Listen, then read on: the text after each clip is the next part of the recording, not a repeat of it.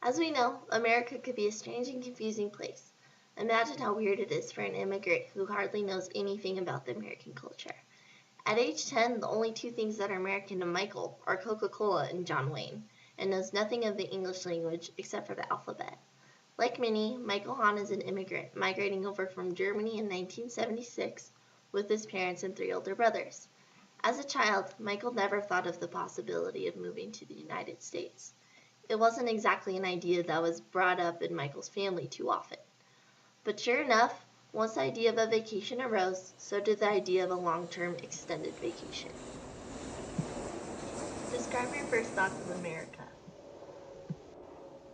The first thing I noticed coming out of the airport in Chicago was that they have very large cars here.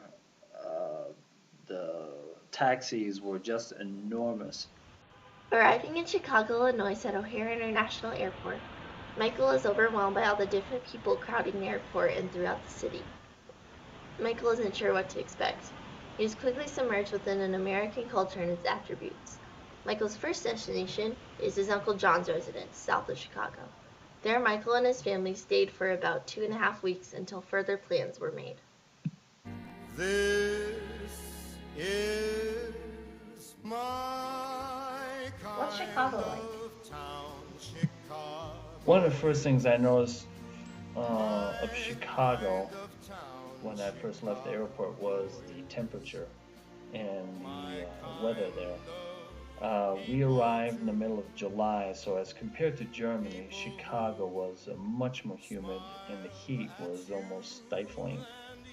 For a German boy who is used to pretty mild weather, this was pretty extreme to us right as we got out of the building itself. So, uh, overall, though, we were still excited. I mean, Chicago was a big city. We were eager to explore it, and as a young 10-year-old, you were just eager to do so. Michael's first objective? To be like many other Americans. Being eager to dress like many other Americans, wanted jeans, t-shirts, and like everyone, a pair of sneakers. In Germany, Michael describes wearing traditional lederhosen along with mainly athletic wear. When asked what was better about the clothing here, Michael says it was so much more comfortable, but didn't exactly matter. Michael just wanted to blend in and not look like he was from a foreign country. After about 2 weeks, Michael and his family decided to move on to Colorado, where two more of Michael's relatives lived in both Denver and Arvada. Soon after, Michael received news that Arvada, Colorado was now their home and that they wouldn't be returning to Germany. After establishing legal residence, Michael and his family moved into an apartment complex and got settled into school.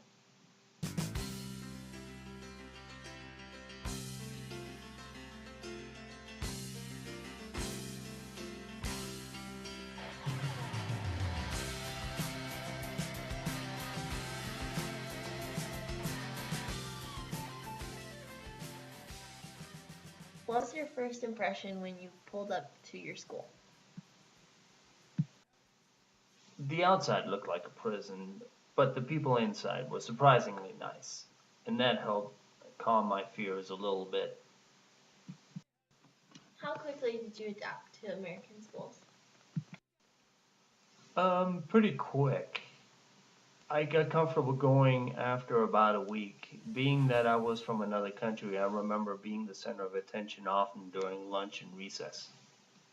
Um, they always wanted to know more about me, wanted to know where I was from exactly, what I used to do there in terms of fun, how school was there as compared to here, and it was always an interesting day, day after day. They looked at me like the new toy that was in town.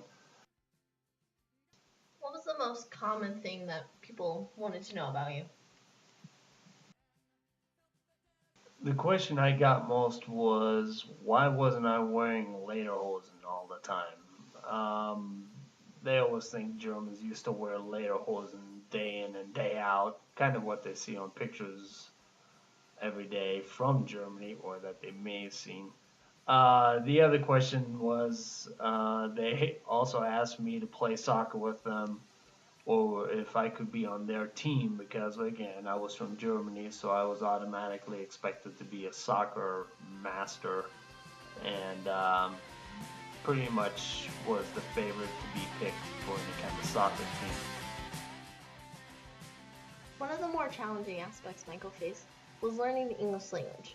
For the first 3 months, the school had a German translator translate English to him during class. At times, Michael felt overwhelmed due to the additional homework in which he had to do in order to learn English. Other tools included childlike methods. As Michael recalls, they were to associate pictures with words and were like preschooler toys. It didn't take long for Michael to start understanding English. Within 6 months after starting elementary school, Michael was able to communicate with other students and teachers around the school. Describe how much easier communicating with other people was after you learned English. Once I learned the English language, I would say yes, it was so much easier, and I finally got to feel like I'm a part of American society. Just simply communicating with my friends at school and my friends at home was so much easier, and I really got to feel like I was part of the team, wanting to be around kids and having a good time, just growing up in the neighborhood. It seemed a lot easier. But the downside to that is the novelty sort of wears off with people of me being from a different country. But that was okay. I was good with that. What did you do as you started to grow up? As I grew up, I went to college, and in college, I moved on to be an architect, and I was really into cars. I had many interests at the time, and I really couldn't make up my mind between the two, but I figured the architect route would give me a better life in terms of job opportunity. What do you do now for a living?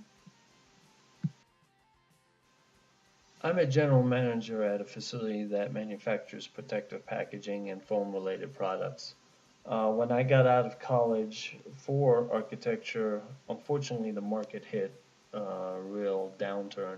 So construction or anything construction related, and that does include designing the buildings, really was not out there much for in terms of a job opportunity. So I got into designing other things and sort of fell into this industry of protective packaging, and I've been in it ever since for over 20 years now. During his time in America, Michael has established himself well in providing a living for his wife and daughter. He spends time working on hobbies such as working on cars and building and racing RC cars. He dreams of owning his own business someday, designing and building custom race car parts. Michael continues to live close to Arvada.